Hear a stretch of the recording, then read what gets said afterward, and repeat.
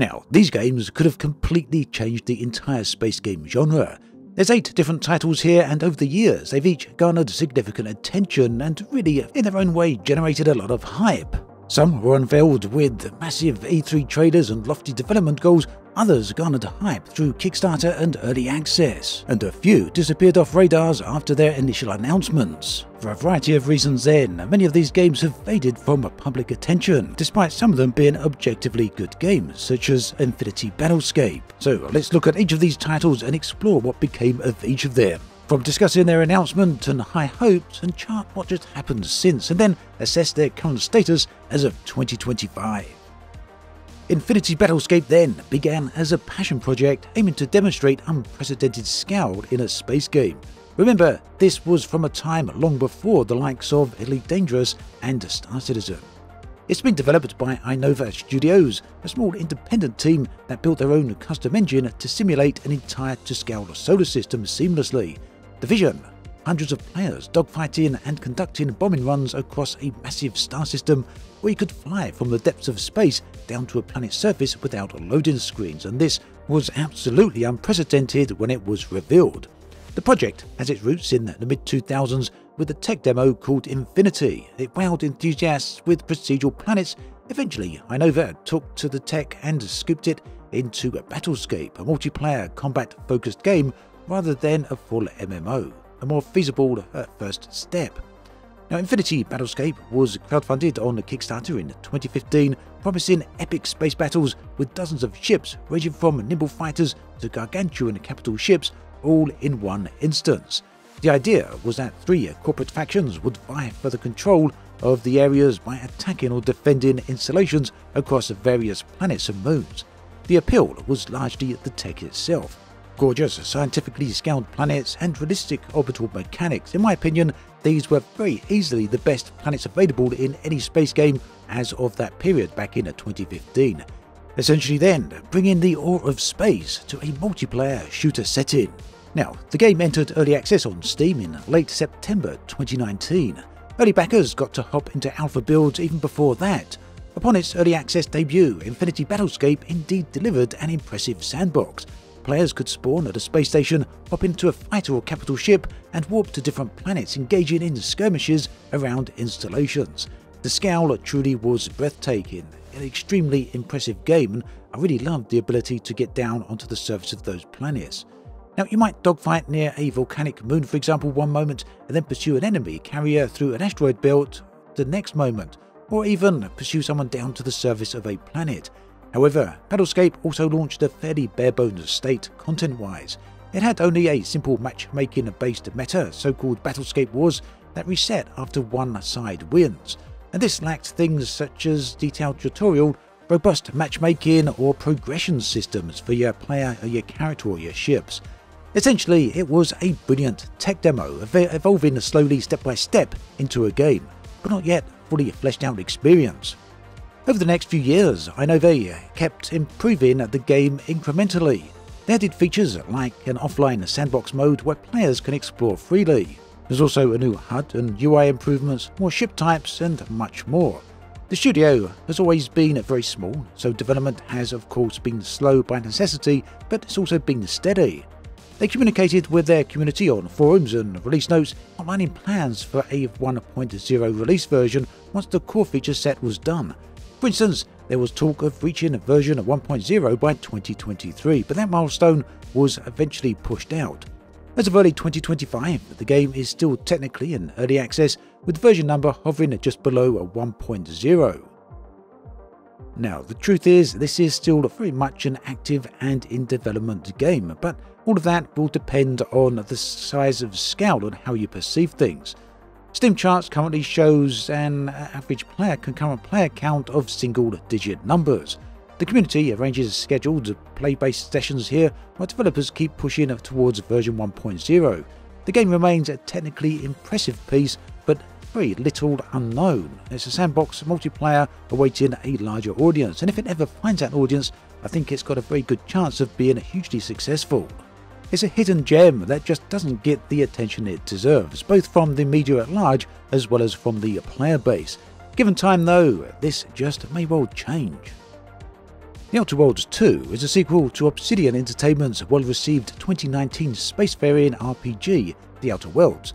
The original game offered a humorous, story-driven sci-fi adventure in a frontier solar system, and it gained a loyal fan base. The sequel was first announced during the Xbox showcase back at E3 2021, and there with a tongue-in-cheek teaser trailer that openly joked about its own early development stage. In that rather cheeky reveal, a narrator admitted the dev team had not finished the design, the story, or any gameplay, a playful way to confirm the game's existence without showing much content.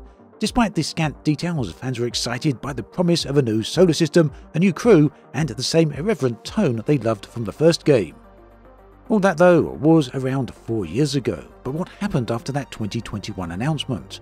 Well, The Outer Worlds 2 went largely quiet for the next few years. Obsidian shifted focus on to other projects, notably their fantasy RPG Avowed, which released earlier this year. The news of The Outer Worlds 2 was basically sparse. This prolonged silence led some to wonder if the sequel had hit turbulence. However, behind the scenes, the game was steadily making progress through pre-production and then into development. A burst of news arrived at the Game Awards in December 2024. Obsidian unveiled the new trailer featuring an in-engine footage and confirmed a broad release window of 2025. This quite naturally was a relief to fans who had been waiting for years for substantial updates. As of 2025 then, The Outer Worlds 2 is slated for release during this year. Obsidian and Microsoft have announced that the game will be coming to PC, Xbox Series S and X, and somewhat surprisingly, the PlayStation 5 as well. It's also been confirmed that the game will debut on day one via Xbox Game Pass. Now, in terms of the game itself, the sequel aims to be twice as big as the original, with more expansive open-world areas and enhanced gameplay systems according to early previews. In fact, a showcase of this is expected later this year, with Obsidian planning a deep dive into the game overall. Ultimately then, The Outer Worlds 2 has been on the back burner for quite a few years in many people's minds, but it's one that's surrounded by a lot of interest and a lot of hype. And now, despite all those years of waiting, it seems we're finally on the cusp of a release. Starbase is a massively multiplayer sandbox space game developed by Frozen Byte, the studio known for the Trine series. Now, it was announced back in 2019 after years in secret development. Starbase set out to offer a fully destructible voxel and vertex-based universe where players could build starships and stations block by block, mine asteroids, engage in ship combat, and essentially create the content for a vast online galaxy. And yes, the concept was incredibly ambitious. Imagine a Minecraft meets EVE Online, with an infinite universe and a single persistent server for all players. Early trailers showcased players constructing a spacecraft and blowing them apart piece by piece, emphasizing the deep engineering gameplay and creative freedom.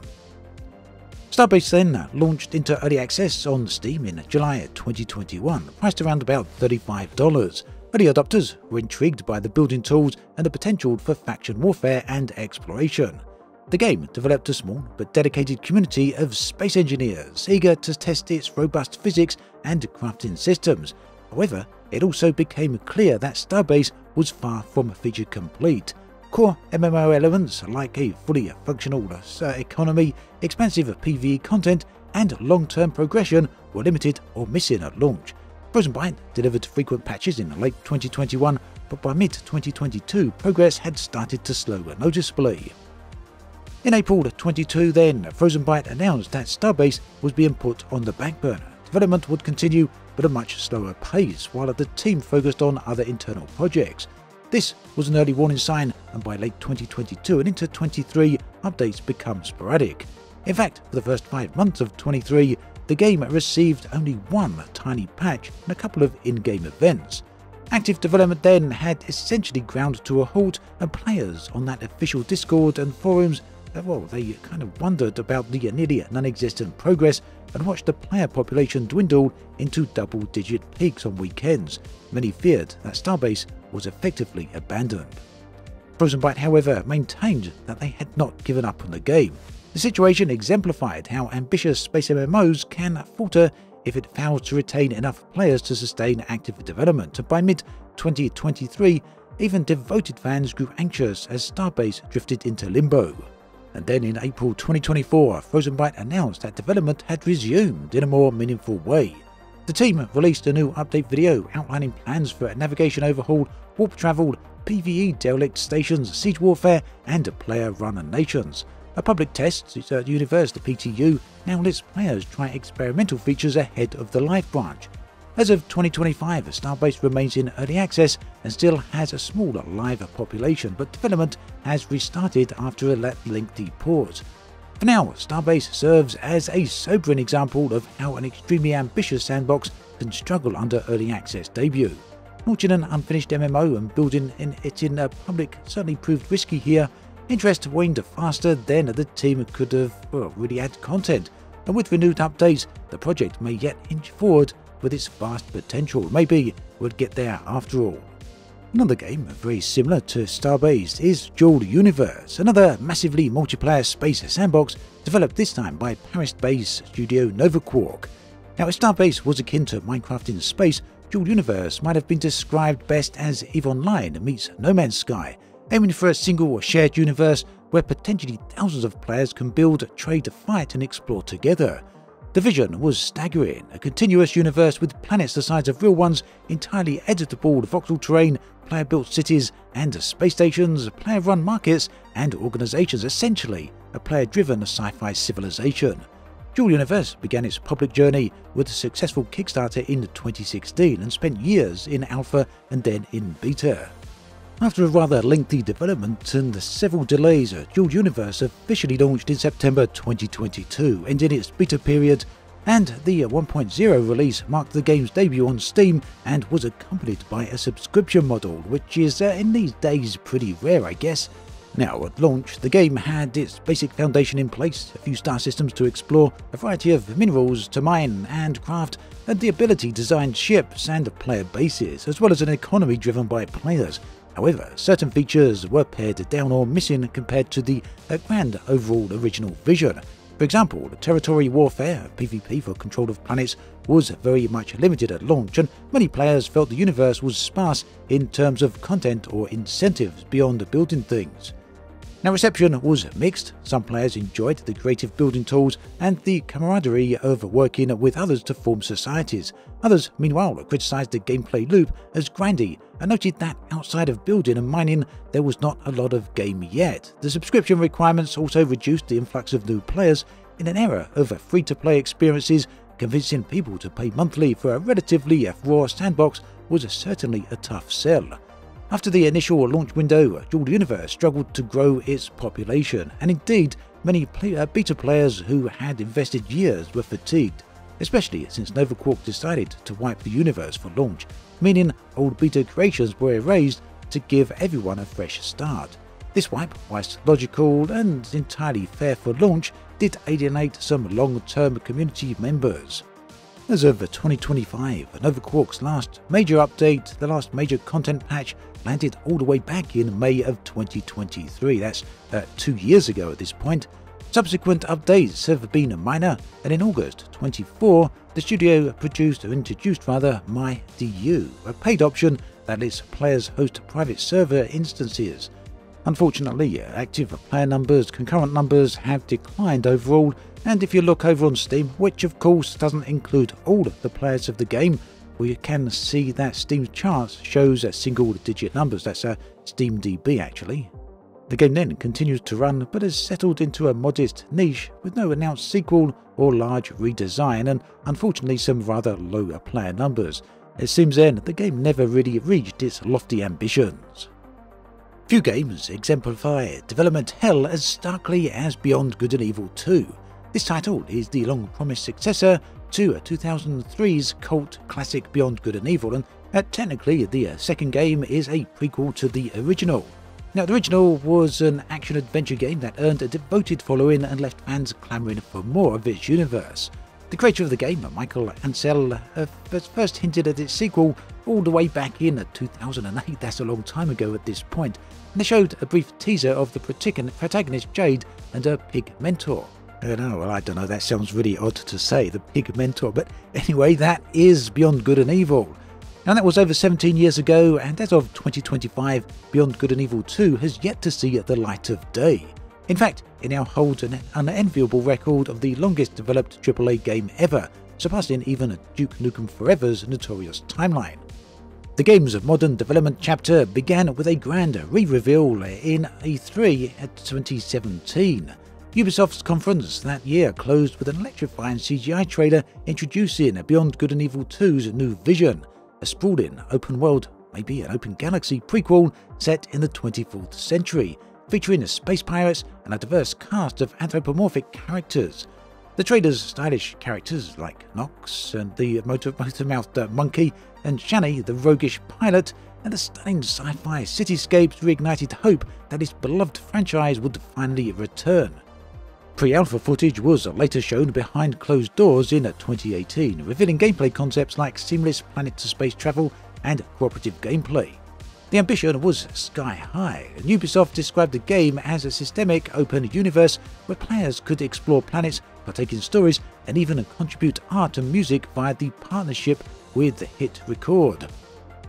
Now, despite the initial fanfare, cracks began to appear. Updates slowed after 2018, and Michael Ansel himself left Ubisoft and the game industry entirely in September 2020, announcing that he was pursuing a new career in wildlife preservation.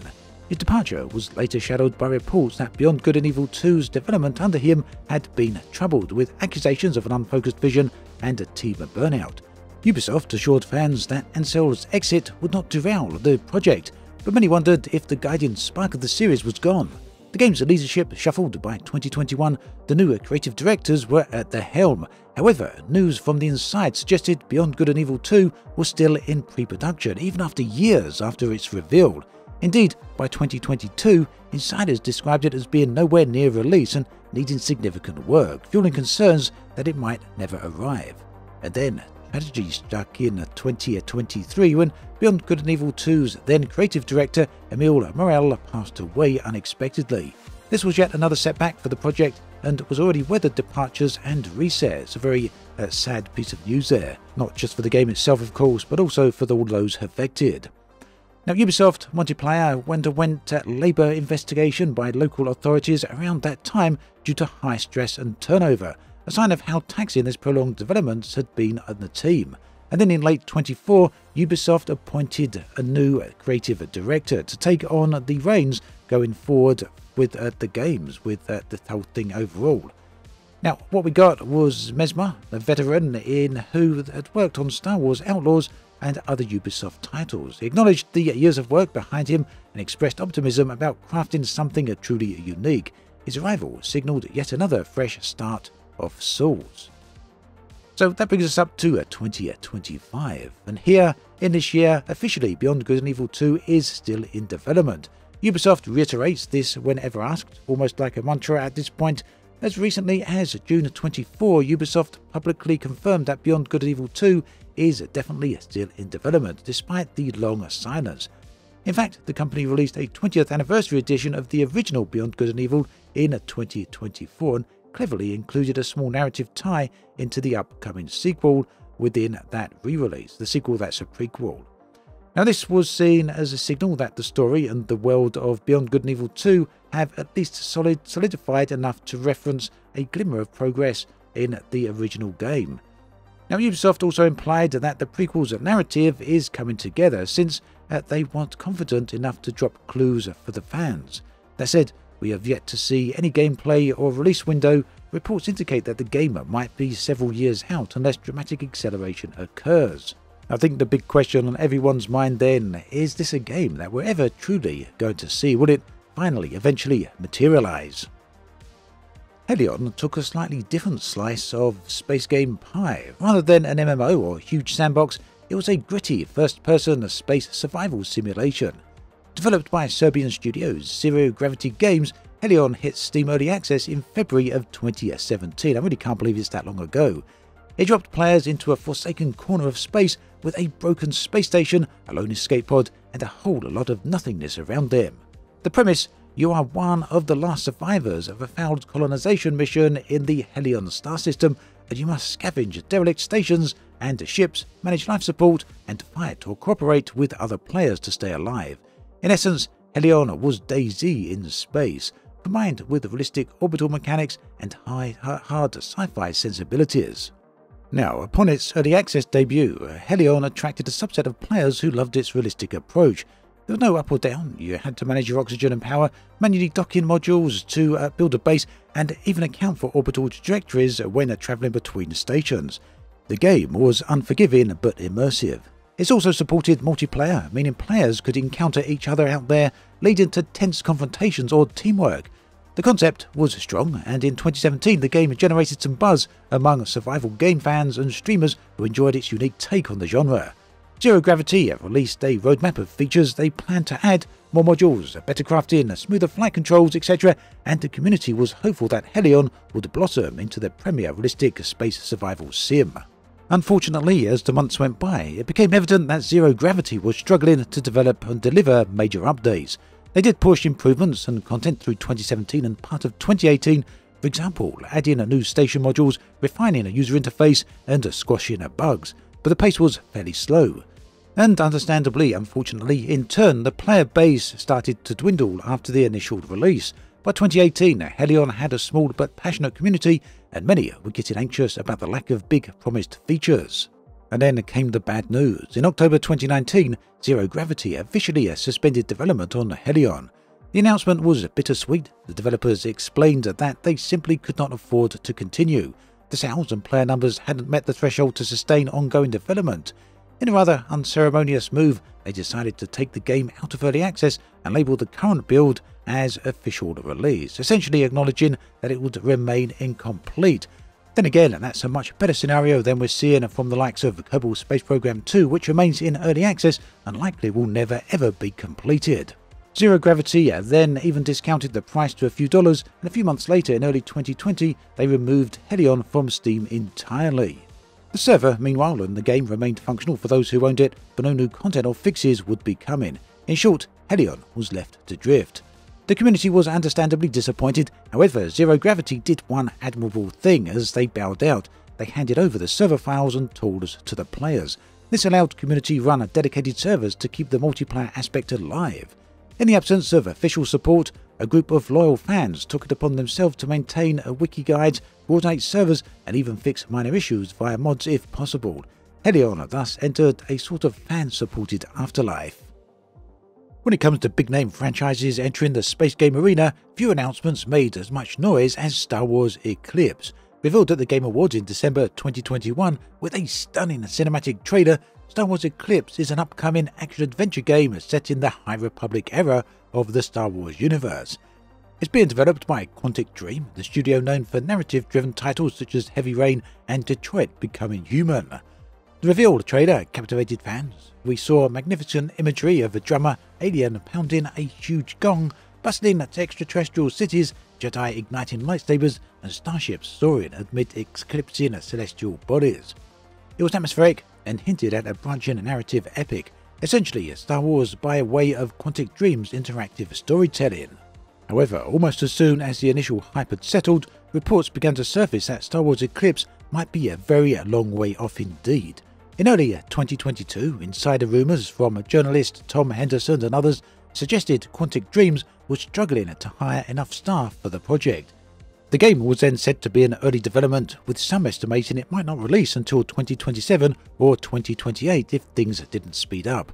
Quantic Dream officially neither confirmed nor denied these timelines, but they did acknowledge that they were recruiting and the game was a massive undertaking. Adding to the intrigue, in August 2022, Quantic Dream was fully acquired by NetEase, a Chinese gaming giant.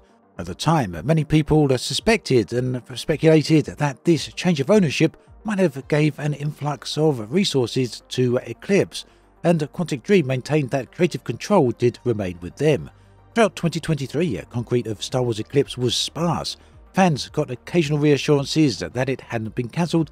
For instance, Quantic Dream's VP of Marketing gave an interview at Tokyo Game Show 23 where they stated plainly, "Can I say it still exists? Because it exists. It's just not ready, it's simmering." They went on to emphasise that there is no pressure from NetEase forcing deadlines and that Quantic Dream will release when it's ready, echoing the studio's tradition of long development cycles for high-polished narratives. In that same interview, she confirmed that one design element, the game will have no game over screen, meaning characters can die and the story will continue dynamically, a very Quantic Dream style choice that suggests branching outcomes based on player actions. Exactly how that worked though, or how that will work, was not detailed. Another notable development was the departure of lead writer from Quantic Dreams in 2023, which some worried might impact the project. But Quantic Dream has multiple writers and designers, and no indication was given that this significantly derailed things. As of 2025, Star Wars Eclipse remains in active development, but it's clear that patience will be required if we really want to see this finalized and finished. We've not seen any gameplay footage yet, nor a release year, and all signs point to Quantic Dream taking their time to craft their typical and standard branching and narrative game.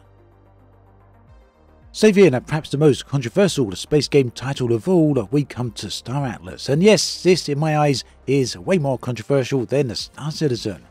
Now, Star Atlas burst into the scene in 2021 amid a very different kind of frenzy, the merging of space game with the cryptocurrency metaverse boom that was billed as something next generation at the time. A blockchain-powered space MMO, Star Atlas promised a grand sci-fi universe where players could own assets, literally own them, such as spaceships, planets, equipment, as NFTs. Those were, well, all the rage back then, weren't they? All the rage in quotes. Now, initial marketing of Star Atlas in 2021 was heavy on slick concept art and cinematic trailers. The visuals showed off colossal spaceships, futuristic cities, and factions vying for control of the galaxy. Developers launched a website with an elaborate lore and even a marketplace where one could buy spacecraft NFTs ranging from small fighters to gigantic capital ships, some with price tags in the tens of thousands of dollars. During the height of the crypto NFT craze, Star Atlas generated a lot of buzz and, of course, investment. By late 2021, the project had reportedly sold millions worth of NFTs, effectively crowdfunding its development by selling in-game assets in advance.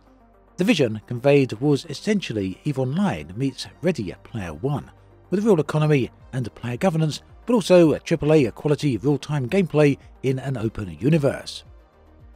Despite all the grand promises, the actual game of Star Atlas was, and still is, largely aspirational. Throughout 2022 and 2023, the developers have released small modules and demos rather than a playable MMO. For example, they put out a showroom module built in the Unreal Engine where NFT holders could walk around their purchased ships in a hangar, a taste of the visuals. As you can see from the footage on screen as well, there's also some demonstrations of some of the ships in action and in flight, both in combat as well as around space and planetary surfaces. There's also an area where you can race some of the vehicles. There's also numerous other modules as well, but the full realised universe with exploration, combat and an economy was and remains far from completion. And then came the dramatic setback. The crypto market crash of 2022, punctured by the collapse of the FTX exchange in November of that year. This is something that affected many other crypto market products. Overnight, Star Atlas saw its financial runway cut roughly in half. In response, the team had to make some pretty difficult decisions, and that included a downsized development team. This was publicly acknowledged by the CEO of the game, who, despite the blow, pointed out that Star Atlas had been very successful in raising money through NFT sales up to that point. In other words, they had a big war chest, but with the FTX fiasco, that still hurt them badly. Now, the combination of the bearish crypto market and internal downsizes inevitably slowed development. Criticism of Star Atlas grew in some circles. Skeptics wondered if it was all a vaporware or a cash grab, even how much money had been taken in relative to tangible game output. But the developers kept engaging with the community via regular town hall chats and a newsletter called the Atlas Star, where they laid out roadmaps and showed concept art and everything else. They doubled down on messaging that this was a long-term project, but that they were committed to delivering it piece by piece. As of 2025 then, Star Atlas remains a work in progress with a divided reputation. On one hand, the faithful community, many of whom invested in NFTs and tokens, still believes in the vision and can point to progress. For instance, the team has been updating the Unreal Engine showroom, improving graphics, and they claim to be working on gameplay loops for something called Season 0.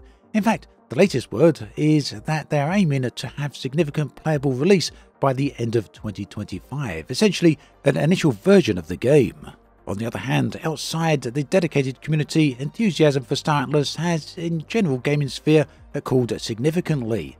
The broader gaming audience, many of whom are skeptical of NFTs and crypto in games, have largely written it off for now, but that's not to say that this should mean that Star Atlas as a game should be discounted. In essence, Star Atlas epitomizes a volatile mix of extreme ambition and extreme risk. It aimed not to only build a colossal space MMO, already a hard task, but to do so on the bleeding edge of blockchain tech and new economic models, essentially flying a starship while inventing it. So there we have it, 8 different titles, some still forthcoming, some released and struggling, others shelved or sustained only by niche communities. A clear narrative then that does appear here, and that's about the space game genre as a whole. Ambition often runs headlong into reality. I think perhaps out of many of the games out there, many of the different genres, one thing we can conclude is that space games, by and large, nearly always tend to be extremely ambitious. Given the scope and scale of space itself, this is hardly surprising. Many games simply want to be the be everything, do everything universe, a whole fictional world included in a single game. Whether that's a universe like Star Wars or more of a custom-created universe, everyone just wants to live in space and be an adventurer, having the option to do everything and anything they want. And yeah, that's a big ask in any genre, let alone something when you want to include an entire universe. If you have any picks of games you'd like to include in a future video like this, do let me know what it is in the comments section. Thanks for watching this video all the way through. Take care, and I'll catch you next time.